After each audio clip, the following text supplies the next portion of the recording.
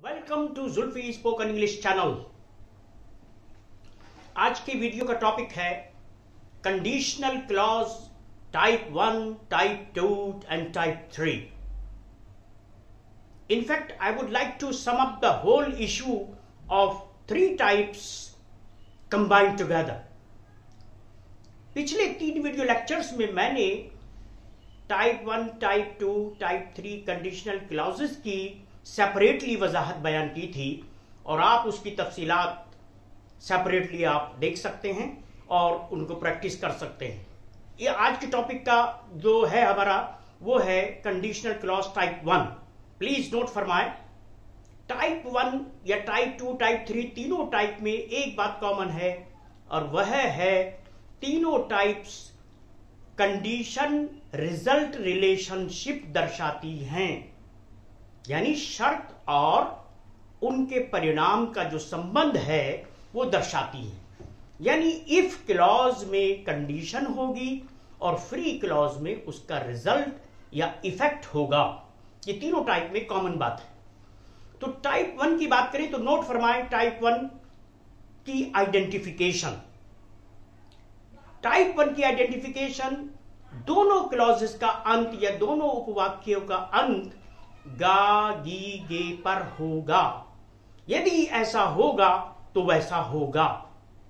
तो ये है हमारे गा गी गे और इसका स्ट्रक्चर नोट फरमाएं। इफ क्लॉज में सिंपल प्रेजेंट या प्रेजेंट इंडेफिनिट का यूज होगा और फ्री क्लॉज में सिंपल फ्यूचर या फ्यूचर इंडेफिनिट का यूज होगा। यानी फ्री क्लॉज में सब्जेक्ट के बाद विल या शैल और वर्ब की फर्स्ट फॉर्म का यूज होगा और इफ क्लॉज में प्रेजेंट इंडेफिनिट यानी वर्ब की फर्स्ट फॉर्म का यूज होगा और नेगेटिव में डू नॉट या डज नॉट का यूज होगा इफ क्लॉज में। तो याद रखें आप, ये भी एक खास बात ध्यान रखने योग्य है कि फ्री क्लॉज में नेगेटिव भी हो सकता है, इंटेरोगेटिव भी हो सकता है और WH फैमिली का यूज भी हो सकता है और इन फ्री क्लॉज में हम इंपेरेटिव सेंटेंस भी यूज कर सकते हैं यानी वर्ड्स की फर्स्ट फॉर्म, और कैन या मे का भी यूज किया जा सकता है, ये भी एक्सेप्शंस हैं। तो here we go with certain examples based on type 1। तो पहला एग्जांपल नोट फरमाएं, यदि आप कठोर परिश्रम करेंगे तो आप सफलता पाएंगे। If you work hard you will get success. याद रखें, इफ को हम इन केस से भी रिप्लेस कर सकते हैं, यानी in case do work hard you will get success. Second example note फरमाएं, यदि तुम संभल कर नहीं चलोगे तो तुम्हें ठोकर लग जाएगी। If you do not walk cautiously you will stumble down.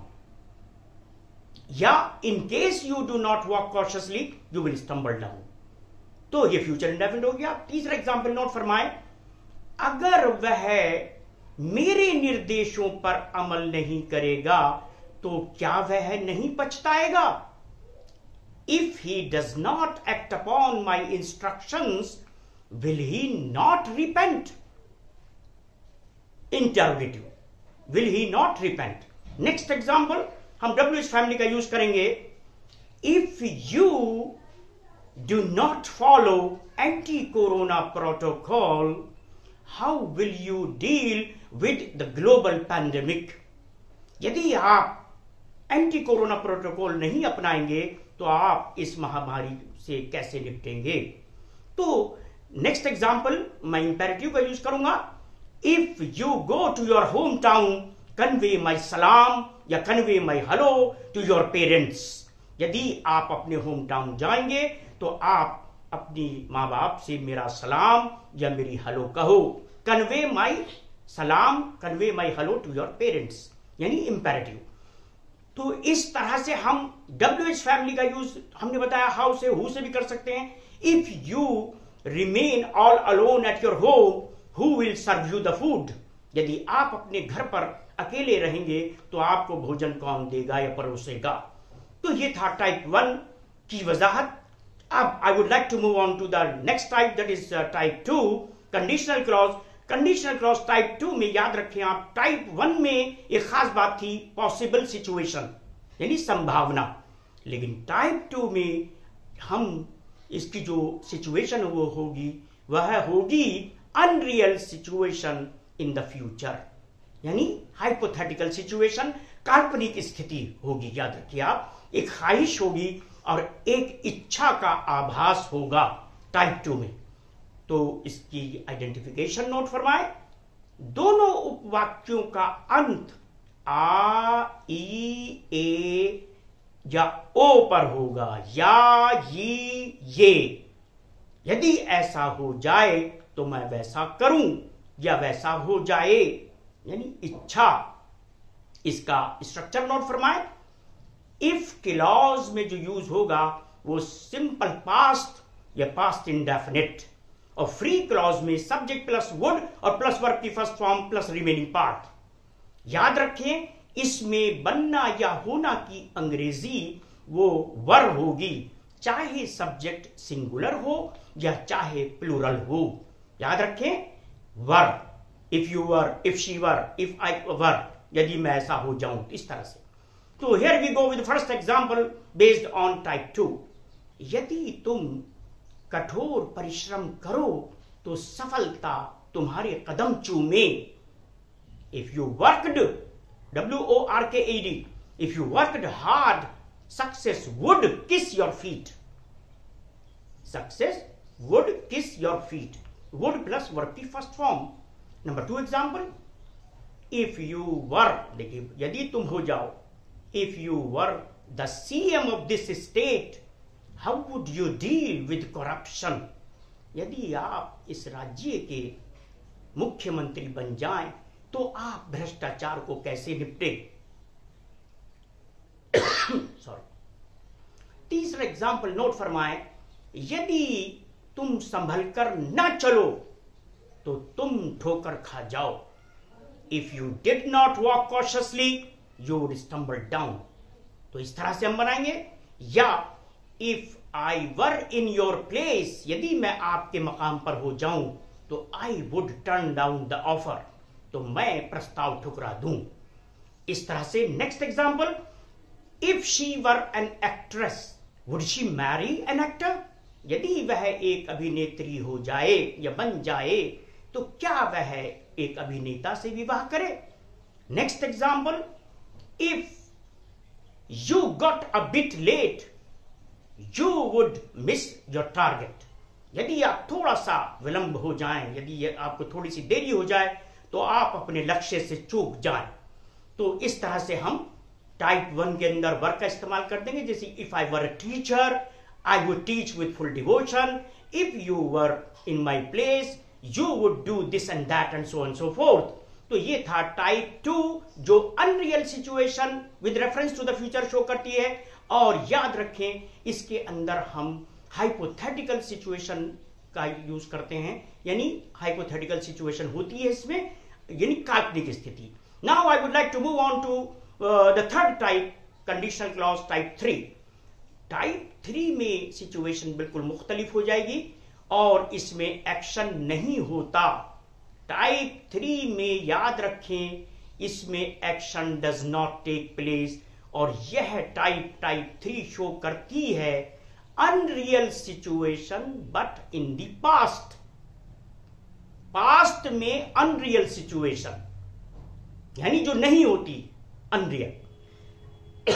जैसे पहले आप इसकी वो नोट फरमाया, आइडेंटिफिकेशन। दोनों उपवाक्यों का अंत ता, ती, ते पर होगा, यदि ऐसा होता तो परिणाम वैसा होता, इस तरह से। तो इसका स्ट्रक्चर नोट फरमाए। इफ क्लॉज में यूज होगा पास्ट परफेक्ट टेंस, अर्थात सब्जेक्ट प्लस वर्ब की थर्ड फॉर्म, यानी हैड और वर्ब की थर्ड फॉर्म। और फ्री क्लॉज में हम यूज करेंगे सब्जेक्ट के बाद वुड हैव और प्लस वर्ब की third form plus remaining part. और यहां ये बात भी काबिल गौर है कि इफ को हम हैड से भी रिप्लेस कर सकते हैं, यानी इफ, जैसे इफ यूज करते हैं तो उसको हम हैड शुरू में यूज कर देंगे। जैसे कुछ एग्जांपल्स मैं देना चाह रहा हूं, नोट फरमाया आप। यदि तुम हर कदम पे मेरा साथ देते तो मैं आपका शुक्रगुजार होता। If you had stood by me at every step, I would have been thankful to you. I would have been, verb की third form, यानी be was verb, been, होना. तो if you had stood by me at every step, I would have been thankful to you. Number 2 example, यदि तुम मेरे निर्देशों पर अमल करते तो आज एक कामयाब व्यक्ति होते. इफ की जगह मैं हैड यूज कर रहा हूं. Had you acted upon my instructions, you would have been a successful man today. You would have been successful man today. Next example, यदि वह मेरे स्थान पर होता तो वह सशस्त्र सेना को ज्वाइन कर लेता. If he had been, be की third form, been. If he had been in my place, he would have joined the armed forces. He would have joined the armed forces. Next example conditional clause type 3 में note फरमाए, यदि तुम ऐसा करते तो मैं भी वैसा ही करता. If you had done so I would also have done the same. तो मैं भी वैसा ही करता. नेक्स्ट एग्जाम्पल, यदि भारत कृषि के क्षेत्र में प्रगति करता तो यहां हर किसान खुशहाल होता. If India had progressed in the field of agriculture, every farmer would have been prosperous over here. Every farmer would have been prosperous. Prosperous means खुशहाल. Over here. यहां पे हर किसान खुशहाल होता. Next. Had you missed a golden chance? Had you missed a golden chance, you would have missed a lot. यदि आप एक सुनहरा मौका गंवा देते तो आप बहुत कुछ गंवा देते. तो that was a discussion based on all 3 types combined together, यानी टाइप 1, टाइप 2, टाइप 3.